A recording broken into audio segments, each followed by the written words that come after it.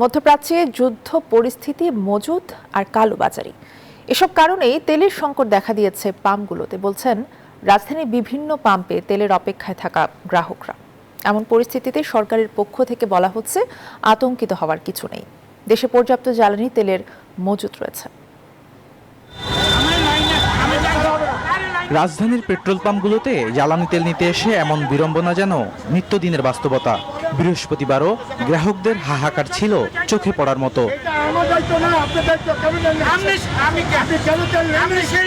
PPC নিয়ন্ত্রিত পাম্পগুলো বাদে বেশিরভাগ পয়েন্টেই তেল সরবরাহ করা হয়েছে নিয়ন্ত্রিতভাবে। কোনো কোনো পাম্পে ঝুলতে দেখা গেছে তেল না থাকার সাইনবোর্ড।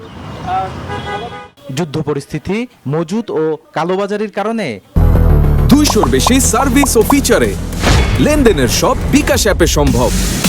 তেলের এমন সংকট বলছেন গ্রাহকরা। অযথা সিরিয়াল ধরে নেই আর বাসায় গিয়ে ট্যাঙ্কির মধ্যে খালি করি, এটাই হচ্ছে আমাদের অবস্থা। আমরা তো তেল ঠিকই আছে, এই পাম্পে কখনো তেল সংকট হচ্ছে না। তেলের কোনো সংকট নাই, তেল পর্যাপ্ত আছে, কিন্তু সবাই গুজবে কান দিয়ে যে 100 টাকার তেল দেয় সেও টাঙ্কি ফুল নিচ্ছে।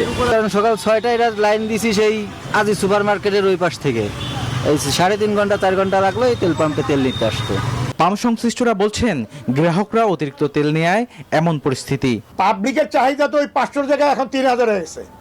ওইটা সরকার কোথেকে দিবে?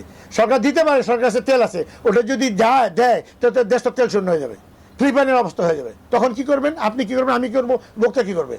সরকারকে তো এক জিনিস চিন্তা করে তেল দেয় না, ওনাদের অনেক কিছু চিন্তা করে তেলটা দেয়। এদিকে তেল নিয়ে আতঙ্কিত হওয়ার কিছু দেখছে না জ্বালানি মন্ত্রণালয়। 3,72,388 লিটার জ্বালানি পণ্য উদ্ধার করা হয়েছে।